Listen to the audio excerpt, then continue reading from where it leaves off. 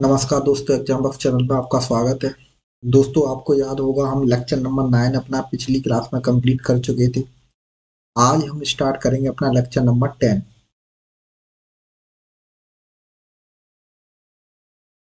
तो आज हम स्टार्ट कर दो तो हम अभी जो लेक्चर नंबर 9, आपको याद होगा जब हमने बायोलॉजी स्टार्ट की थी तो सबसे पहले बायोलॉजी को 5 पार्टों में बांटा था। मैं फिर से रिपीट कर रहा हूँ।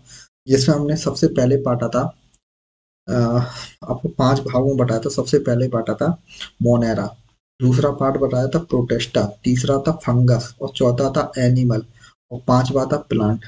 दोस्तों, हम प्लांट चैप्टर कंप्लीट कर चुके हैं, मतलब पूरा नहीं किए, अभी उसका कुछ पार्ट कर चुके हैं 10%। अभी 19% प्लांट हम आगे पढ़ेंगे। अभी हम जो है ना प्लांट में कुछ पार्ट पढ़ चुके थे, थैलोफाइटा, ब्रायोफाइटा, ट्रैक्यूफाइटा, ये सब पढ़ चुके थे। आज से हम स्टार्ट करते हैं अपना बायोलॉजी का पार्ट 5, यानी एनिमल किंगडम। तो एनिमल किंगडम में हम सबसे पहले पढ़ेंगे सेल। तो एनिमल से स्टार्ट करते हैं दोस्तों। दोस्तों, आप इस चैनल एग्जाम बॉक्स को ज्यादा से ज्यादा लाइक और सब्सक्राइब करें। आप जितना ज्यादा सब्सक्राइब करेंगे और लाइक करेंगे, मैं उतना ही ज्यादा वीडियोज और बनाता रहूंगा आपके लिए। और दोस्तों, हम इस तरह से टारगेट कर रहे हैं कि एनटीपीसी से पहले पहले सारा का सारा बायोलॉजी कंप्लीट कर दें। और आप मुझे कमेंट में बताना कि हम अगला टॉपिक क्या ले लें, या फिर इसके पैरेलल भी कोई टॉपिक लेते हैं। या तो आप हिस्ट्री भी कर सकते हो, या पॉलिटी, या फिर केमिस्ट्री, फिजिक्स, जो भी आप बोलोगे, जो भी आपको लगे, आप मुझे कमेंट में बता देना, तो मैं उस चैप्टर को पहले चालू कर दूंगा, उस सब्जेक्ट को। और हम कोशिश करेंगे कि आरआरबी एनटीपीसी से पहले आपकी बायोलॉजी और प्लस इसके साथ कोई एक इनमें से या तो हिस्ट्री या पॉलिटी कंप्लीट कर ले, और साथ में हम फिजिक्स केमिस्ट्री में से कोई ना कोई एक निपटा लेंगे। अभी थोड़ी वीडियोज की स्पीड थोड़ी सी कम है। आगे चल के मैं आपको एक दिन में 2 या 3 वीडियो प्रोवाइड कराऊंगा, जिसमें से एक बायोलॉजी का रहेगा और एक अदर सब्जेक्ट का रहेगा। हो सकता है वो हिस्ट्री हो या फिर वो पॉलिटी से हो। तो अब हम स्टार्ट करते हैं अपना सेशन आज का।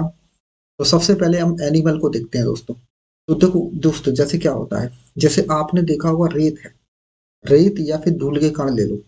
जब आप बहुत सारे धूल के कण मिला देते हो तो इससे बनती है एक ईंट, ईंट बनती है। और जब बहुत सारी ईंट मिला दोगे तो इससे बनती है आपकी दीवार एक। और बहुत सारी दीवार को मिला देंगे तो फिर एक घर बन के तैयार होता है। ठीक वैसे ही हमारी बॉडी है। सबसे पहले आप ऐसे समझ लो, रेत का जो कण है ना, वो है आपकी सेल। बहुत सारी सेल जब मिल जाएंगी तब इसको नाम देंगे टिश्यू। और जब बहुत सारे टिश्यूज मिल जाएंगे तब आपका नाम देंगे इसको ऑर्गन, यानी अंग। जैसे आपका लिवर हो गया, फेफड़े हो गए आपका, ठीक है, आपका स्टमक हो गया, ठीक है। तो ये सारे के सारे अंग कहलाते हैं। जैसे आपकी आंखें हो गई, कान हो गया। तो देखो, ये जो सेल है ना, वो ऐसे समझ लो एक सबसे छोटी यूनिट है। अगर आपसे पूछे सबसे छोटी यूनिट क्या है, तो सबसे छोटी यूनिट सेल ही है। सेल से, बहुत सारी सेल से बनता है टिश्यू, और टिश्यू से बनता है ऑर्गन। और जब एक बहुत सारे ऑर्गन मिलते हैं तब बन के तैयार होती है बॉडी। जैसे मैंने कहा कि आप धूल का कण मान लो, यानी ऐसे समझ लो जैसे अपना ये मांस का टुकड़ा है। अगर मैं इस टुकड़े को निकालूंगा ना, तो इसमें फिर टुकड़े करता जाऊंगा, करते जाऊंगा, तो आखिरी में मुझे जो चीज मिलेगी ना सबसे लास्ट में, जिससे ये पूरा हाथ बना है, उंगली बनी है, इसी को आप कहते हो सेल। तो बेसिक यूनिट भी कह सकते हैं आप इसे, सेल को। तो इसी को स्टार्ट करते हैं। अब होता क्या है दोस्तों, आपकी बॉडी पूरी की पूरी सेलों से बनी है। आपकी क्या, दुनिया के हर जीव जंतु की बॉडी किससे बनी है? सेलों से मिलके बनी है। तो क्या होता है, जैसे मैं इस यहाँ से एक टुकड़ा लूंगा अपने हाथ का, तो यहाँ से जब मैं मांस निकालूंगा तो इस मांस को जब मैं माइक्रोस्कोप में देखूंगा तो बहुत सारी मुझे सेल्स दिखाई देंगी। जैसे अगर एक मैं ईंट को देखता हूँ तो बहुत सारी मिट्टी के, रेत के छोटे छोटे कणों से मिलके बनी होती है वो। ठीक वैसे ही अपनी बॉडी बनी है। तो होता क्या है, यहाँ सेल, यहाँ सेल, यहाँ सेल, यहाँ सेल, यहाँ सेल, पूरा सेल ही सेल, सारी चीजें सेल से बनी है। तो इन्हीं सेलों की स्टडी करते हैं। और आप देखते हो कि इन सेलों के अंदर क्या है, कहाँ से आपकी बॉडी फंक्शन कर रही है, किस प्रकार बॉडी फंक्शन करती है। तो ये सारा का सारा हम पढ़ने वाले हैं अब। और जैसे ही आपका सेल कंप्लीट होगा फिर हम इसमें टिश्यूज पढ़ेंगे। आपके कौन कौन से टिश्यू है, टिश्यूज के बाद फिर हम ऑर्गन्स पढ़ेंगे। ऑर्गन्स में क्या, जैसे लिवर पढ़ेंगे आपका, फिर आपके लिवर के साथ लंग्स पढ़ेंगे, लंग्स के साथ आपके स्टमक पढ़ेंगे, फिर ब्रेन पढ़ेंगे, आंखें पढ़ेंगे, कान पढ़ेंगे। इस तरह से हम एक एक करके ऑर्गन्स निपटाते जाएंगे जो कि हमारे बायोलॉजी में आते हैं। तो सबसे पहले स्टार्ट करते हैं हम सेल से। तो देखो सेल, दोस्तों आप ये मान के चलना कि 1 से 2 क्वेश्चन इस सेल चैप्टर से 100% आता है पेपर में, आना ही आना है, आप ये निश्चित मान के चलो। एक क्वेश्चन सेल से जरूर आएगा। तो सेल थोड़ा सा बड़ा चैप्टर है। पहले मैं सेल्स के कुछ पार्ट पढ़ाऊंगा, फिर मैं लास्ट में आके बीच में फिर सेल के कुछ और पढ़ाऊंगा। जैसे कि अभी तो आप बेसिक ऑफ सेल पढ़ोगे, फिर सेल थ्योरी देखेंगे आप कि सेल थ्योरी क्या होता है। सेल थ्योरी देखेंगे, फिर सेल थ्योरी के बाद सेल डिवीजन देखेंगे। सेल डिवीजन, तो जो सेल डिवीजन है उसको मैं थोड़ा सा बीच में कराऊंगा, मतलब थोड़ा सा चैप्टर हो जाएंगे उसके बाद मैं आपको कराऊंगा। तो पहले हम सेल के बारे में थोड़े थोड़े स्टडी कर लेते हैं। तो सबसे पहले सेल, तो सेल इसी को हिंदी में कहते हैं कोशिका।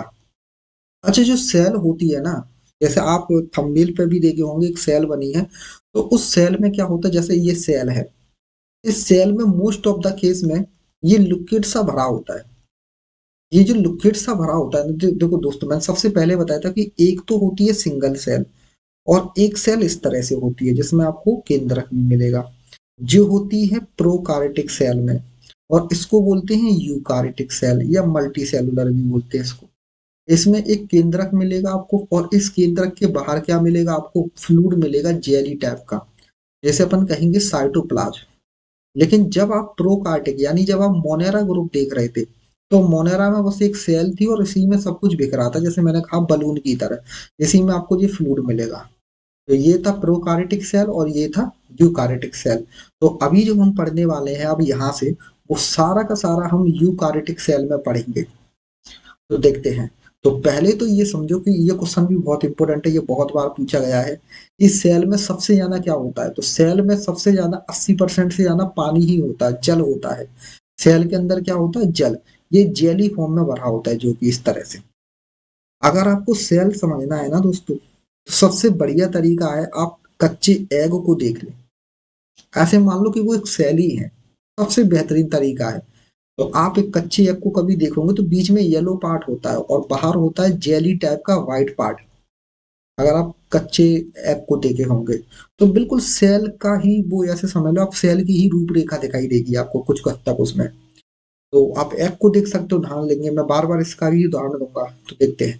तो 80% से ज्यादा इसमें क्या होता है, जल होता है। तो ये कई बार पूछा था कि सेल के अंदर सबसे ज्यादा कौन सा पार्ट पाया जाता है, तो सबसे ज्यादा मिलेगा आपको आपको जल ही मिलेगा जो जेली फॉर्म में रहता है। अच्छा, इसमें सेल में क्या होता है, सेल्फ रिप्रोडक्टिव होता है।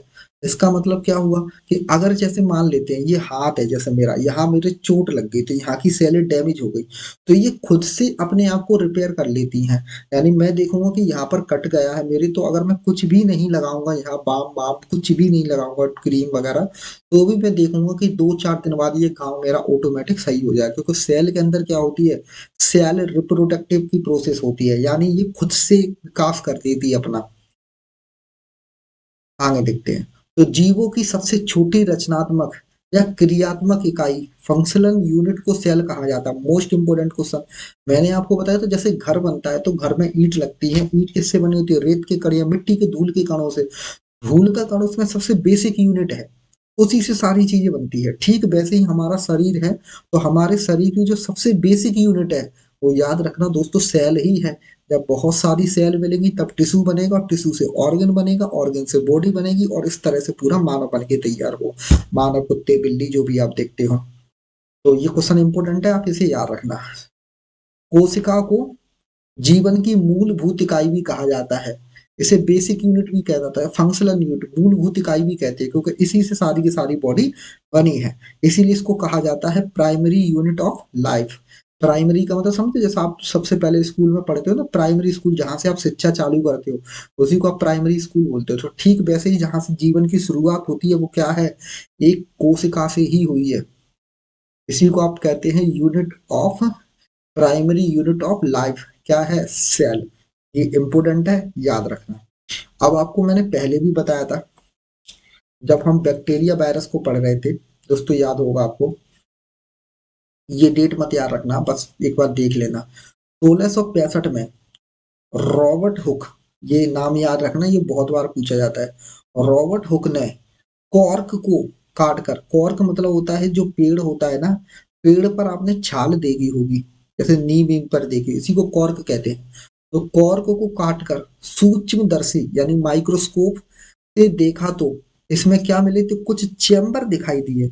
जब इन्होंने क्या किया, ऐसे ये जो थी ना कॉर्क, इसको काटा, और काटने के बाद जब माइक्रोस्कोप में देखा तो उन्हें कुछ ऐसे चेम्बर्स दिखाई दिए, इसमें ऐसे चेम्बर्स दिखाई दिए, चेम्बर्स। इन चेम्बर्स को कोशिका कहा उन्होंने। तो ये जो चेम्बर्स दिख रहे हैं, इनको इन्हीं चेम्बरों को नाम दिया था इन्होंने कोशिका, कोशिका कहा।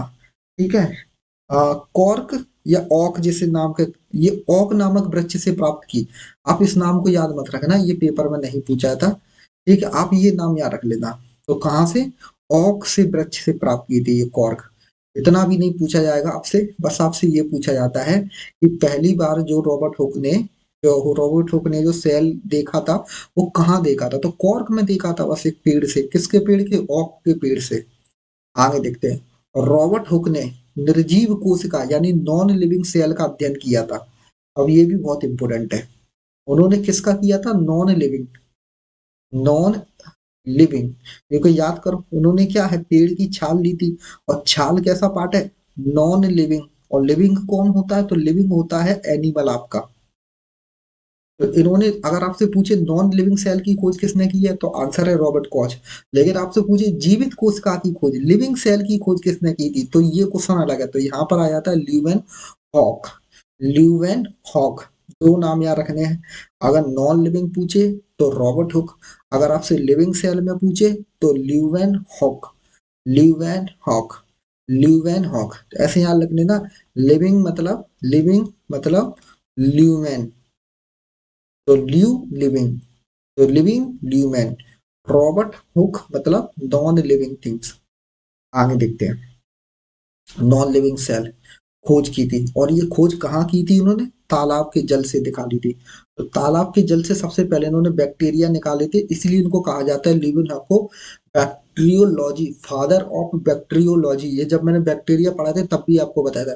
तो तालाब में से इन्होंने बैक्टीरिया लिए तालाब के जल में, और वहां से जब बैक्टीरिया को अंदर स्टडी की, तब उनको ये दिखाई दिया। तो इसीलिए इनको फादर ऑफ बैक्टीरियोलॉजी भी कहा जाता है। और फादर ऑफ, अगर आप कहेंगे, इस सेल की मतलब सेल की खोज करने वाला भी कहा जाता है। तो जीवित कोशिकाओं की खोज तालाब के जल से की थी। तो ल्यूवेन हॉक के दो चीजें याद रखनी है। आगे देखते हैं। ल्यूवेन हॉक को फादर ऑफ बैक्टीरियोलॉजी भी कहा जाता है, मैंने आपको बताया था ये पहले भी, इन्होंने बैक्टीरिया के ऊपर स्टडी भी कहा था। आगे देखते हैं। सबसे छोटी कोशिका, ये मैं आपको पहले भी पढ़ा चुका हूँ, माइकोप्लाज्मा है। ये मत नाम याद रखना, माइकोप्लाज्मा याद रखो, पीपीएलओ। ये आप पहले भी पढ़ चुके हो बैक्टीरिया के अंदर। आगे, सबसे बड़ी कोशिका किसकी होती है, तो सबसे बड़ी कोशिका शुतुरमुर्ग के अंडे की होती है। ये बहुत इंपॉर्टेंट है, ये बहुत पेपर में पूछा जाता है। ये सबसे बड़ी कोशिका किसकी होती है, तो सबसे बड़ी जो सेल होती है, मतलब मैंने बताया था कि सेल मतलब धूल का कण। तो सबसे बड़ा धूल का कण किसका होता है, ऐसे समझ लो कि जिसकी सेल होती है, तो वो सेल होती है शुतुरमुर्ग के अंडे की। शुतुरमुर्ग कैसा होता है, शुतुरमुर्ग एक पक्षी होता है जो आपको जर्नली आपको ऑस्ट्रेलिया या शायद में भी आपको अमेरिका वगैरह उधर देशों में ये मिलता है। ये मुर्गे जैसा ही होता है, लेकिन ये बहुत बड़ा होता है, ये उड़ नहीं पाता, इसके पंख भी होते हैं। अगर आपने कभी देखा हो तो देख लेना शुतुरमुर्ग। ठीक है। ये मुर्गे की तरह दिखाई देता है, लेकिन ये उड़ नहीं पाता, इसके बड़ी बड़ी पंख होते हैं, लेकिन भागता बहुत तेज है ये। आगे देखते हैं। मनुष्य में सबसे लंबी कोशिका, अगर आपसे पूछे कि मनुष्य में सबसे लंबी कोशिका कौन सी है, तो तंत्रिका कोशिका सबसे लंबी है, जैसे अपन न्यूरॉन कहते हैं, इसको न्यूरॉन भी कहा जाता है। तो मनुष्य की सबसे लंबी कौन सी कोशिका है, तंत्रिका कोशिका, जो आपने देखी होगी, कुछ कुछ ऐसे बना होता है, स्टार सा लगा होता है इस पे ऐसे, और यहाँ पर ऐसे पूंछ सी होगी इसकी। इस तरह की जो कोशिकाएं मिलेंगी आपको, ये मिलेंगी तंत्रिका कोशिका। तो सबसे लंबी कोशिका कौन सी है, तंत्रिका। लेकिन अगर मानव शरीर की सबसे बड़ी कोशिका पूछेंगे तो अंडाणु की है। जो एग होता है फीमेल का, तो फीमेल का जो एग होता है उसकी सबसे बड़ी कोशिका होती है। तो मनुष्य में सबसे लंबी कोशिका है तंत्रिका कोशिका, और सबसे जो बड़ी कोशिका है वो है आपकी अंडाणु कोशिका। फिर से रिपीट कर देता हूँ एक बार। अगर आपसे पूछे मनुष्य की सबसे लंबी कोशिका पूछे तो तंत्रिका कोशिका, लेकिन सबसे बड़ी कोशिका पूछता है तो अंडाणु की कोशिका होती है। आगे बढ़ते हैं सेल में अपन। अगला नेक्स्ट देखते हैं। अगर सेल के बारे में देखें तो सेल की जो नॉन लिविंग सेल की खोज की थी वो एक बार फिर से मतलब रॉबर्ट हुक। लेकिन लिविंग सेल, लिविंग मतलब ला मतलब ल्यूवेन हॉक। लिविंग सेल की खोज किसने की थी? ल्यूवेन हॉक ने। सन आप याद मत रखना, याद रख सकते हो तो थोड़ा बहुत कर लेना। हाँ ये इंपॉर्टेंट है। स्वान एवं स्लाइडन, तो सबसे पहले इन्होंने नॉन लिविंग पे की, फिर आगे स्टडी चली तो फिर उन्होंने लिविंग पे की, और इसके बाद आगे और स्टडी की गई सेल के ऊपर, और स्टडी की गई। तो क्या स्टडी की गई? तो दो नाम आते हैं, एक स्वान एवं स्लाइडन। इनको कहा जाता है, इन्होंने सेल थ्योरी दी थी। सेल थ्योरी क्या, यानी सेल के बारे में फर्दर और बताई थी बातें कुछ। तो दो जर्मन वैज्ञानिक, ये बहुत इंपॉर्टेंट क्वेश्चन इस पर पूछा था कि सेल थ्योरी किसने दिया, तो स्वान एवं स्लाइडन ने। दो जर्मन वैज्ञानिक स्वान एवं स्लाइडन ने कोशिका सिद्धांत यानी सेल थ्योरी दी। इंपॉर्टेंट है, इसे याद रखना। आगे देखते हैं सेल थ्योरी। अच्छा, सेल थ्योरी की एक विशेषता है कि ये विषाणुओं पर काम नहीं करती, वायरस पर का लागू नहीं होती। मैंने आपको पहले भी बताया था कि वायरस जो 5 ग्रुप बताए थे उनमें से वायरस किसी का भी पार्ट नहीं है। तो वायरस पर ये सेल थ्योरी काम नहीं करती बिल्कुल। अब सेल थ्योरी देख लेते हैं कि है क्या सेल थ्योरी। इन्होंने स्वान एवं स्लाइडेन ने कौन कौन सी वो बातें की थी सेल थ्योरी में। सबसे पहले इन्होंने बताया था कि सभी जीव जो होते हैं वो कोशिकाओं के बने होते हैं। दुनिया का कोई भी अगर जीव जंतु बना है तो वो कोशिका से ही मिलकर बना है। दूसरा, प्रत्येक जीव की उत्पत्ति एक कोशिका से होती है, यानी हर जीव जो है ना सेल से ही मिलकर बना है। आगे देखते हैं, प्रत्येक कोशिका स्वतंत्र है किंतु सभी मिलकर किसी एक कार्य को संपन्न करती है। इसका मतलब ये है कि मेरे हाथ की जो कोशिका है वो अपना काम कर रही, जो पैर की कोशिका है वो अपना काम करेगी, जो चेहरे की कोशिका है वो अपना काम करेगी, लेकिन फाइनली सबका उद्देश्य एक ही होता है, वो है शरीर को सुचारू रूप से चलाना। जैसे आप देखोगे, जैसे भारत में आपको काफी सेनाएं मिलेंगी, जैसे आर्मी मिलेगी, आपको वायु सेना मिलेगी, ठीक है, आपको जल सेना मिलेगी, और ये से आप कह सकते हो थल सेना।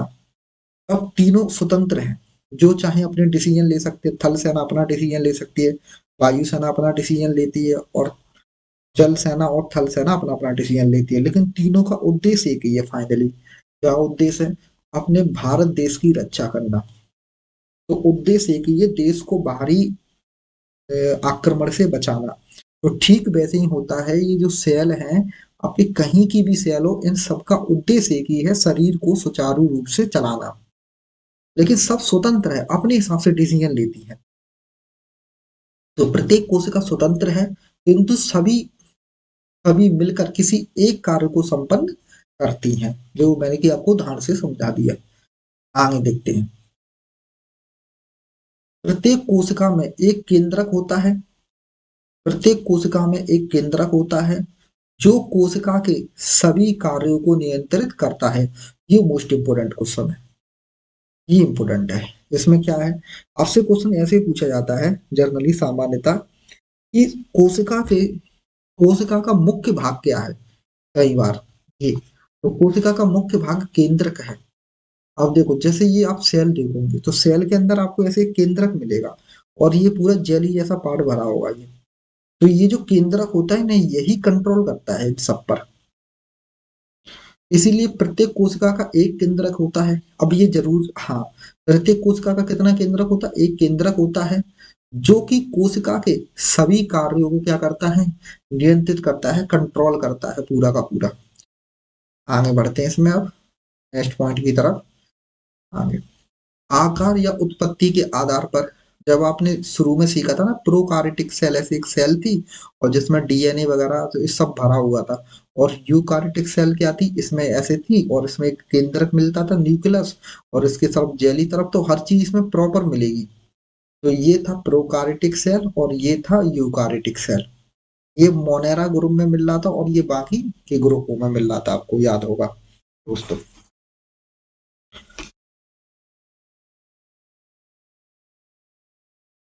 तो प्रोकार्योटिक सेल में देखते हैं, यह प्राचीन कोशिका है, मैंने बताया था। प्रो का मतलब क्या होता है, जैसे आपने देखा होगा पेशन प्रो लिखा होता है, तो पेशन प्रो का मतलब जो पहले आया हो।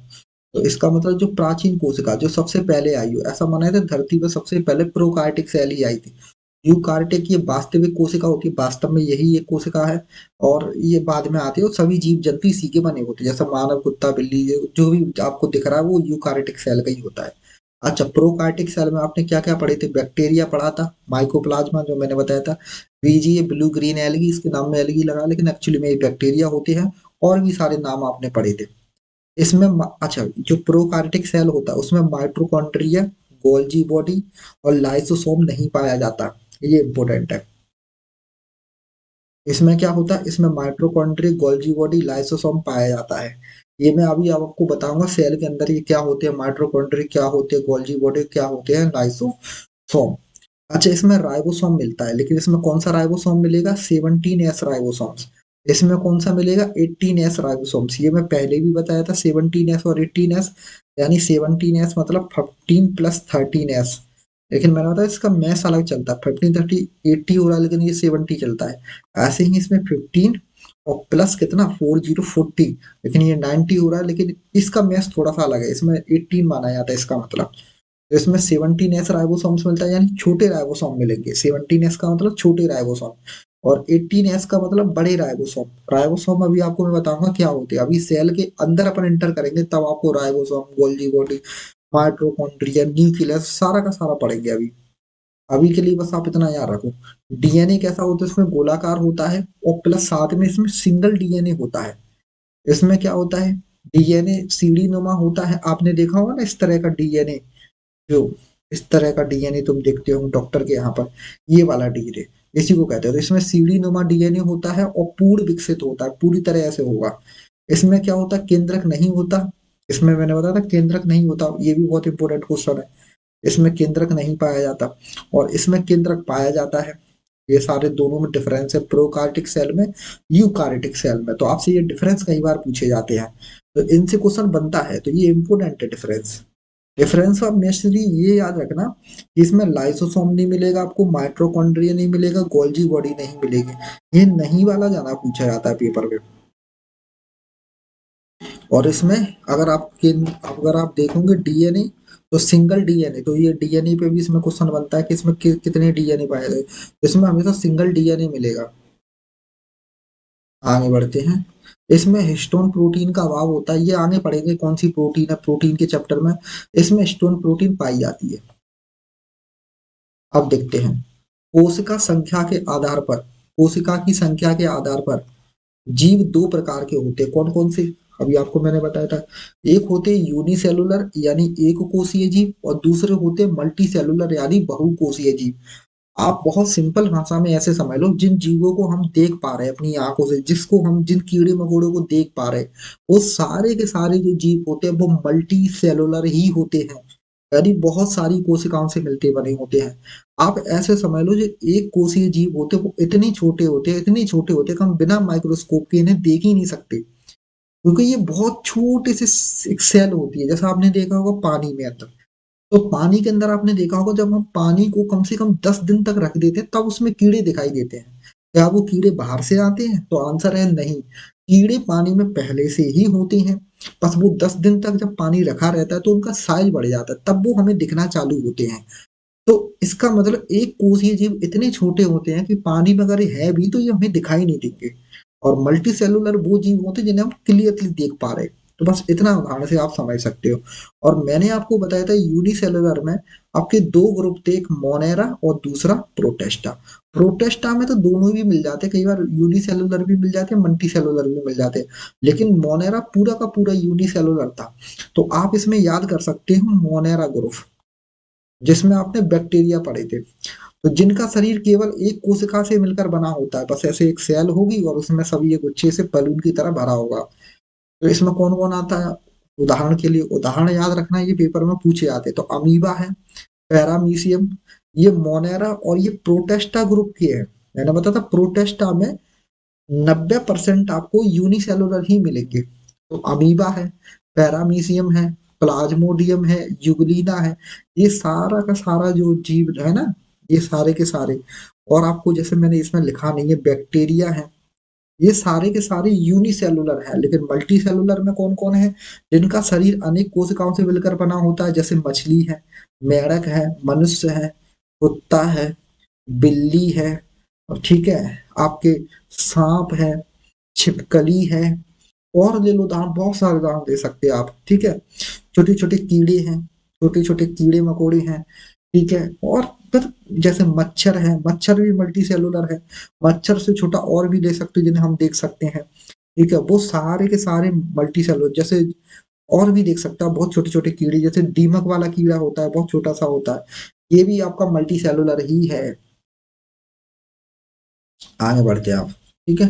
तो यहाँ तक हो गया यूनिसेलुलर और मल्टी सेलुलर और सेल।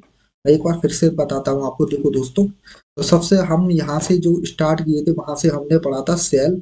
तो सेल हम पढ़ रहे हैं, सेल के बारे में हमने देखा था living cell non living cell की खोज किसने की थी। फिर हमने देखा था कि सबसे बड़ी कोशिका, सबसे छोटी कोशिका। फिर सेल थ्योरी किसने दी? स्वाइन एवं स्लाइडेन ने दी थी। फिर ये थ्योरी में क्या क्या बातें की गई थी ये बताया था मैंने। ये वायरस पर थ्योरी नहीं लगती। फिर ये प्रोकार्योटिक सेल और यूकार्योटिक सेल के बारे में, जो कि मैं आपको पहले भी पढ़ा चुका हूँ, एक बार मैंने फिर से रिपीट कर दिया। फिर मैंने आपको बताया था यूनिसेलुलर और मल्टी सेलुलर, यानी सिंपल सा ये एक बलून सा होगा, इसमें सारा का सारा भरा भरा होगा, इसी को कहते हैं यूनिसेलुलर। मल्टी सेलुलर जैसे हम देख पा रहे हैं। अब दोस्तों यहाँ से आप देखो, यहाँ से अपनी बायोलॉजी अब एक्चुअली में चालू होती है, अगर आप यहाँ से ध्यान से देखोगे तो। ठीक है दोस्तों, देखो, ये जो बना है ना, ये जो सेल बना है, वो दोस्तों बना है एनिमल सेल।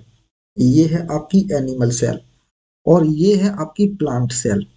ये है आपकी प्लांट सेल। अब एनिमल सेल में और प्लांट सेल में आप डिफरेंस देखना ध्यान से क्या क्या है। देखो, ये जो एनिमल सेल है आपको ये दिख रही होगी बाहर दीवार, ये मोटी सी जो, इसे बोलते हैं सेल वॉल। ये यहाँ पे लिखा होगा, ये देखो, ये है सेल वॉल। ये सेल वॉल किस में है? तो आप ध्यान से देखोगे कि एनिमल सेल में, एनिमल सेल में ये सेल वॉल नहीं है, और जबकि प्लांट सेल में ये सेल वॉल है। तो पहला अंतर यहाँ हो गया। तो ये सेल वॉल क्या होती है, अब देखो यहाँ समझो। जैसे आपने कभी पेड़ देखा होगा, अगर आप पेड़ को कुल्हाड़ी भी मार दोगे तो भी वो सरवाइव कर जाता है, ना तो उसे किसी क्रीम की जरूरत होती है और ना किसी घाव पर की मरम्मत की जरूरत होती है। जबकि एनिमल सेल में अगर आप हाथ में बड़ा सा कट लगा दोगे तो हो सकता है वो हाथ बाद में जाके इन्फेक्शन होके खराब हो जाए। तो एक्चुअली में क्या होता है हमारे, ये समझ लो, ये जो सेल वॉल है ना, एक तरह से सुरक्षा लेयर है, सुरक्षा लेयर है। जैसे हम घर बनाते हैं ना, तो कई बार आपने देखा हो घरों के चारों तरफ अपने ऐसे बाउंड्री करा देते हैं मोटी मोटी दीवारों की, अच्छी मजबूत सी। इससे क्या होता है, घर प्रोटेक्ट होता है, कि जैसे बाढ़ वगैरह अगर कोई हमला करता है तो इसे प्रोटेक्ट करते हैं। तो ये प्रोटेक्ट करने के लिए बनी होती है सेल वॉल। तो ये सेल वॉल केवल आपको आपको किस में मिलेगी? प्लांट में मिलेगी, एनिमल में नहीं मिलेगी। तो ये रक्षा करती है इसकी, प्लांट की। तो इसलिए प्लांट काफी, मतलब कह सकते हो आप, सरवाइव कर जाता है बहुत, मतलब बेकार कंडीशन में भी सरवाइव कर जाता है। तो ये सेल वॉल मिलेगी केवल प्लांट सेल में, और एनिमल सेल में आपको ये सेल वॉल नहीं मिलेगी। दूसरा, देखो, इसके अंदर भी ये जली जली पदार्थ भरा है, जिसमें ये सारा का सारा तैर रहा है। आप ऐसे समझ लो ये इसमें पानी भरा है, पानी में ये सारी चीजें तैर रही हैं इसके अंदर। ऐसे ही इसमें है। तो साइटोप्लाज्म इसके अंदर भी है, और साइटोप्लाज्म इसके अंदर भी। साइटोप्लाज्म क्या होता है? ये जो सेल के अंदर, जैसे मैंने कहा था सबसे बढ़िया उदाहरण है एग। तो अगर आपने एग तोड़ के देखा होगा तो उसमें व्हाइट कलर का पार्ट लगेगा, और उसी में सब कुछ आपको दिखेगा, ये पीला वाला पार्ट तैरता हुआ। तो ये जो, जिसमें ये सारा का सारा पार्ट तैर रहा है ना, इसी को कहा जाता है साइटोप्लाज्म। यानी प्लाज्म का मतलब होता है तरल, यानी जेली ताप का पदार्थ। तो साइटोप्लाज्म, तो इसमें भी साइटोप्लाज्म, इसमें भी साइटोप्लाज्म, कोई अंतर नहीं है।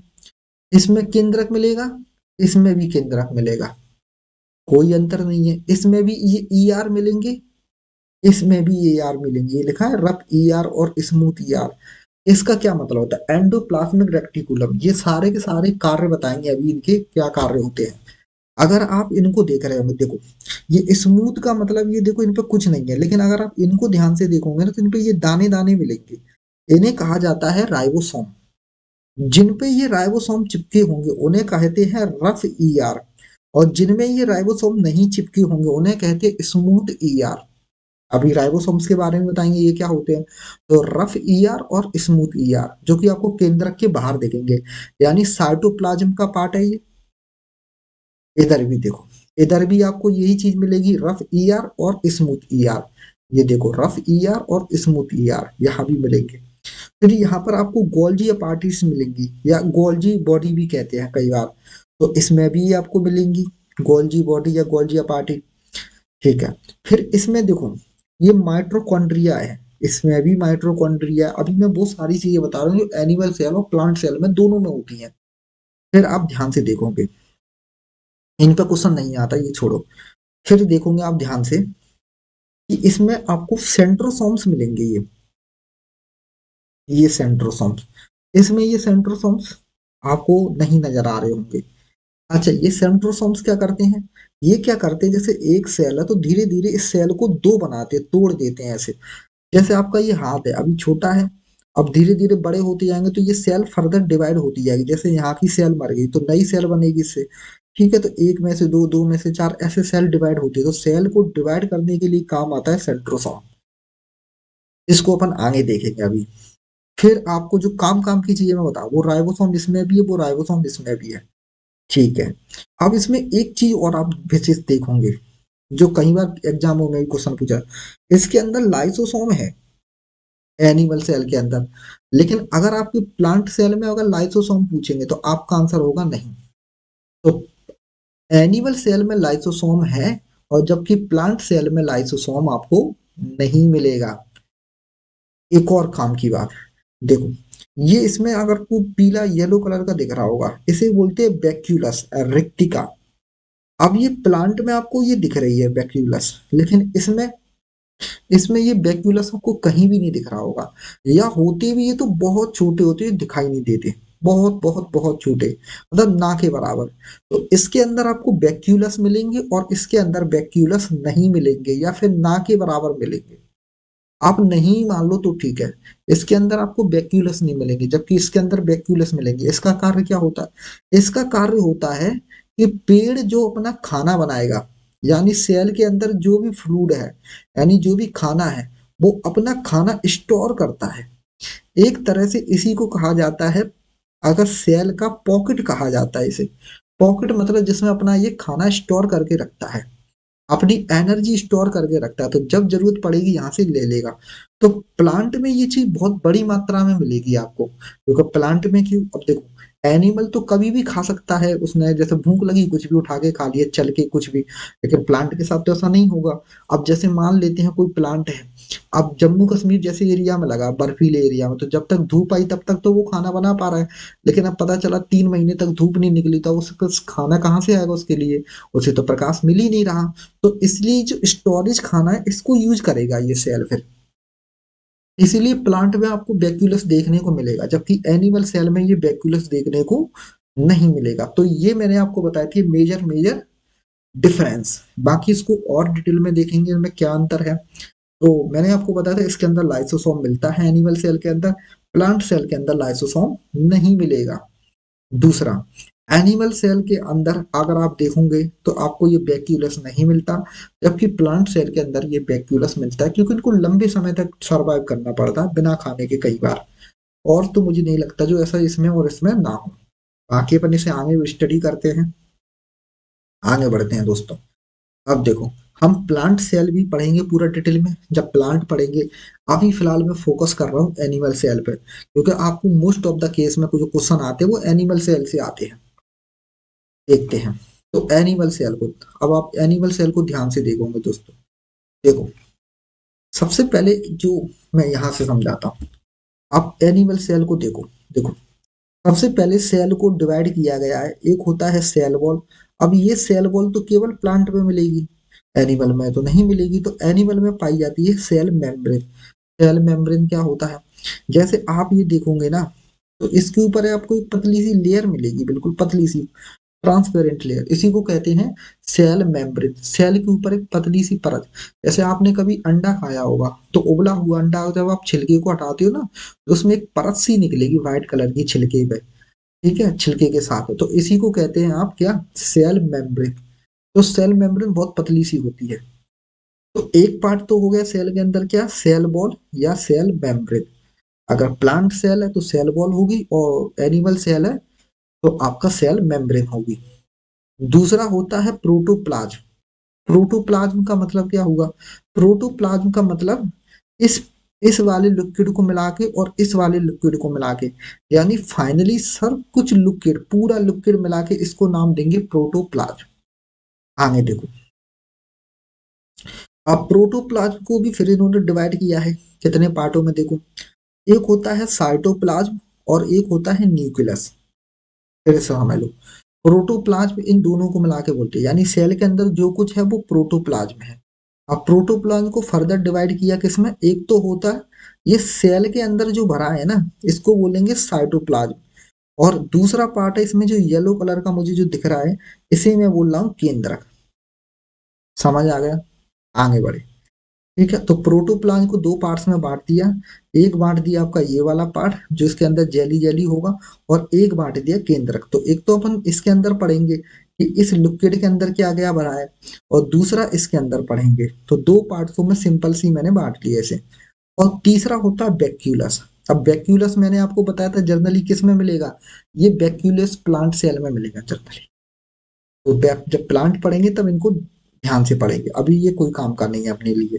अब अपने लिए जो काम का है वो यही है, तो दो पार्टों में बांटा है, दो चीजों में डिवाइड कर लिया है।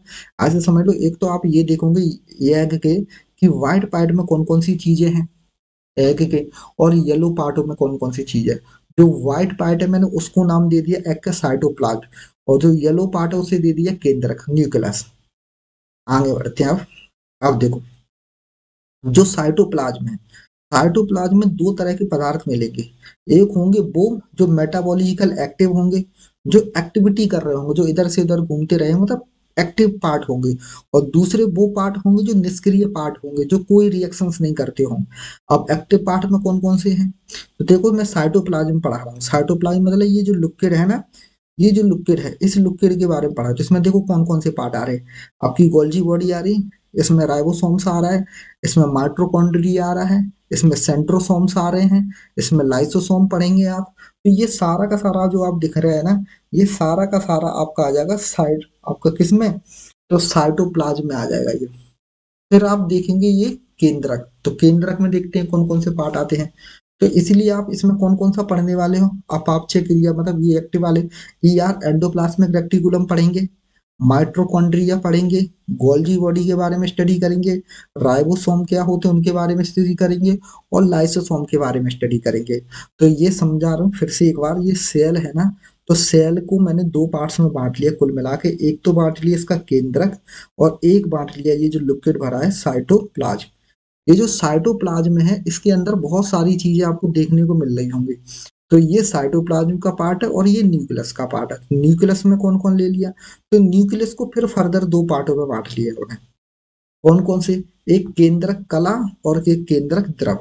केंद्रक कला मतलब न्यूक्लियर मेम्ब्रेन, और एक न्यूक्लियोप्लाज्म। यानी ये जो केंद्रक है ना, इसको मैंने बाहर निकाल लिया थोड़ी देर के लिए। ये जो केंद्रक है ना, इस केंद्रक पर आपको एक झिल्ली मिलेगी पतली सी, जैसे आपने एग देखा होगा ना, तो एग में ये येलो पार्ट मिलेगा। तो येलो पार्ट व्हाइट पार्ट में कभी मिलता नहीं है, क्योंकि येलो पार्ट पे भी एक लेयर रहती है पतली, जिससे क्या होता है ये व्हाइट पार्ट और येलो पार्ट मिलता नहीं है। तो ये जो केंद्रक है ना, इस पे भी आपको एक लेयर मिलेगी। इस लेयर को कहा जाता है आपका न्यूक्लियर मेम्ब्रेन। मेम्ब्रेन मैंने कहा ट्रांसपेरेंट लेयर होती है। दूसरा होता है केंद्रक द्रव। तो इस केंद्रक के अंदर जो भरा होगा इसे कहते हैं केंद्रक द्रव।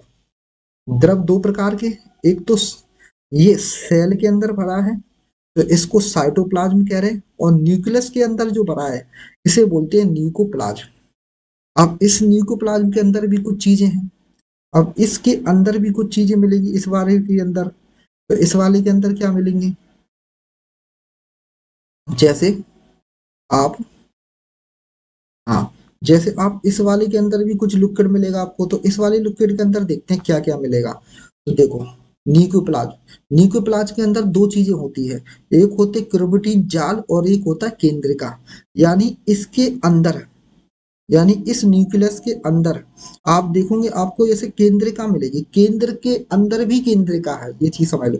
और इसमें ऐसे ऐसे रेसे रेसे से मिलेंगे, इन रेसे रेसों को ही कहा जाता है आपको क्रोमेटिन जाल। और ये जो क्रोमेटिन जाल होते हैं ना, ये जो जाल होते हैं, ये धागे, ऐसे धागे जैसे दिखाई, ये धागे जिस चीज के बने होते हैं उन्हें कहते हैं डीएनए। तो डीएनए से बने होते हैं धागे, और इन धागे से ये जो डीएनए, ये जो धागे बन जाते हैं ना, इसी धागे को कहा जाता है क्रोमोसोम। और क्रोमोसोम को हिंदी में कहते हैं गुणसूत्र। जो आपने पढ़े होंगे एक्स और वाई होते हैं, एक्स गुणसूत्र, वाई गुणसूत्र, एक्स वाई, जैसे लड़का लड़की बनती है। ठीक है, मैं फिर से रिपीट कर देता हूँ, एक बार डायग्राम को देखो। देखो, एक बार आप डायग्राम को देखो दोस्तों। एक मिनट, ये देखो। देखो मैं फिर से समझा देता हूँ सारा डायग्राम में। ये देखो, ये देखो, ये है साइटोप्लाज्म, और ये है आपका केंद्रक। ये देखो, ये लिखा है केंद्रक, ये है केंद्रक, ये पूरा है केंद्रक। इस केंद्रक पे आपको मिलेगी क्या? झिल्ली, पतली सी लेयर मिलेगी इस केंद्रक पे। इस केंद्रक के बाहर मिलेगी पतली सी लेयर, जिसे अपन कहेंगे न्यू न्यू हाँ, लेयर मतलब मेम्ब्रेन। ठीक है, ऐसे इसको कहेंगे मेम्ब्रेन। कौन सा? न्यूक्लियर मेम्ब्रेन, जो केंद्रक पर मिलेगी। अब देखो, ये जो केंद्रक है ना, इसमें आपको ये धागे धागे दिखाई दे रहे, इन धागे धागों को कहा जाता है क्रोमोटीन। इन्हीं धागों धागों को कहा जाता है क्रोमेटीन या क्रोमोसोम। इनको क्या कहा जाता है? क्रोमोसोम। और ये जो क्रोमोसोम बने होते हैं, ये बने होते हैं डीएनए के। ये समझ लो ध्यान से। जैसे जिस चीज के ये क्रोमोसोम्स, यानी जिस चीज से ये धागे बने हैं ना, इन धागों जो बने हैं, सबसे पहले डीएनए होगा। तो जब बहुत सारे डीएनए ऐसे मिल जाएंगे, तब ये ऐसे धागे का रूप ले लेंगे, तब इनको नाम देंगे क्रोमोसोम। तो ये क्रोमोसोम मिलेंगे आपको। और यही जब क्रोमोसोम्स मोटे हो जाएंगे और पतले हो जाएंगे, मोटे और पतले, तब ये जो है ना, आपके गुणसूत्र बनाएंगे। गुणसूत्र यानी हिंदी में कह सकते हैं क्रोमोसोम्स को। इन्हीं को आप डीएनए आरएनए आपने पढ़ा होगा, ये सारा का सारा। तो ये क्रोमोसोम मिलेंगे। तो फिर से समझ लो अच्छे से। तो क्रोमोसोम किसका पार्ट है? न्यूक्लियस का। केंद्र का किसका पार्ट है? ये ग्रीन कलर की न्यूक्लियस का।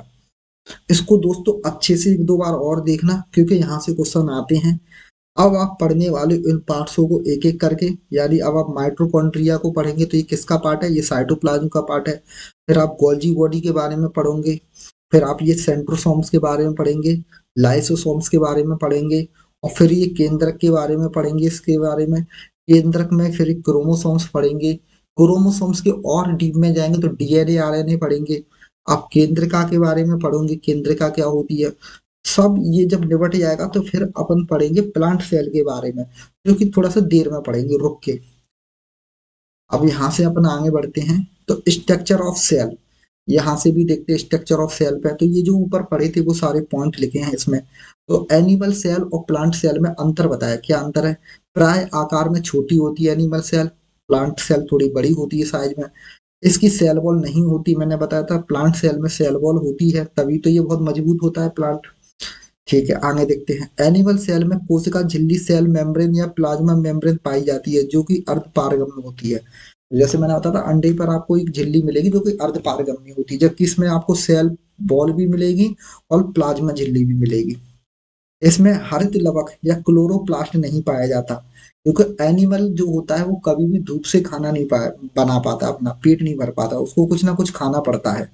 तो इसलिए जो एनिमल होता है उसके अंदर क्लोरोप्लास्ट या हरित लवक नहीं पाए जाते। जबकि आपने देखा होगा प्लांट के अंदर हरित लवक पाए जाते, तभी तो वो अपना खाना सूर्य के माध्यम से बनाते हैं। इसमें लाइसोसोम पाया जाता है, इसमें लाइसोसोम नहीं पाया जाता। ये इंपॉर्टेंट पॉइंट है। लाइसोसोम के बारे में भी पढ़ेंगे। साइटोप्लाज्म में अधिकतर घानियां छोटी छोटी या रस घानियां नहीं होती। मतलब मैंने आपको बताया था बैक्यूलस, इस पे होती ही नहीं है एनिमल सेल में, और होती भी तो इतनी छोटी होती है कि जितना मानती भी नहीं है कुछ। और इसके अंदर आपको बड़ी-बड़ी मिलेंगी क्योंकि ये खाना स्टोर करती हैं अपना। आपसे कई बार मैंने कहा था इसको पॉकेट भी कहा जाता है प्लांट का। आगे देखते हैं। प्रमुख बहुत जटिल गोल्जी कॉय केंद्रक में होता है, तो इसमें बहुत जटिल टाइप का गोल्जी कॉय होता है, इसमें ऐसे ही देख लेना आप। ठीक है, और बाकी जो इम्पोर्टेंट नहीं है, ये जो एनिमल होते हैं अपना भोजन जो स्टोर करते हैं वो किसके रूप में करते हैं, ग्लाइकोजन के रूप में। जैसे मैं समझाता, इस पॉइंट को समझ लो आप। जैसे मैंने रोटी खाई या कुछ भी खाता हूं मैं, तो ये सारा का सारा याद रखना, ये ग्लूकोज में कन्वर्ट होता है हमारी बॉडी में। आप चाहे रोटी खाओ, सब्जी खाओ, जो भी खाते हो, फाइनली आपका जो शरीर है उसे ग्लूकोज में एब्जॉर्ब करता है। और आपके ब्रेन का जो ईंधन भी माना जाता है वो ग्लूकोज को ही माना जाता है। तो आपने कुछ भी खाया वो फाइनली ग्लूकोज में ही टूटना है। ये जो ग्लूकोज जितना बॉडी को जरूरत है, मान लेते हैं 10 ग्राम ग्लूकोज की जरूरत है और आपने आज 15 ग्राम ग्लूकोज खा लिया, तो 10 ग्राम तो बॉडी को जरूरत है उतना लग जाएगा। ये जो 5 ग्राम ग्लूकोज बचा है ना, इसको बॉडी स्टोर कर लेती है। स्टोर किस लिए, कि हो सकता है किसी दिन आपको खाना ना मिले तो ये स्टोर वाला ही काम आ जाएगा फिर। ये जो स्टोर करती है ना, वो किस रूम में करती है बॉडी, ग्लाइकोजन के फॉर्म में। कहाँ स्टोर करती है, तो ये सारा चैप्टर अभी अपन आगे पढ़ेंगे। तो ये ग्लाइकोजन के फॉर्म में स्टोर करते हैं। और जबकि जो एनिमल होते हैं वो किसके रूप में स्टोर करते हैं, वो स्टार्च के रूप में करते हैं। जैसे अपने आपने कभी आलू काटा होगा, तो आलू में आपको देखा होगा सफेद सफेद सफेद सफेद कलर का स्टार्च निकलता है उसमें से, वही होता है स्टार्च के फॉर्म में कन्वर्ट करते हैं। इसमें सेंट्रोसोम्स पाए जाते हैं, आपने देखे कि जो स्टार जैसे बनी थी आकृतियां। और इसमें ये सेंट्रोसोम्स के इनके इनके स्थान पर दो साफ छोटे छोटे क्षेत्र होते हैं जिन्हें ध्रुवीय टोपी कहते हैं। तो इसमें सेंट्रोसोम्स नहीं होते, सेंट्रोसोम्स की जगह कुछ और चीज होती है ना।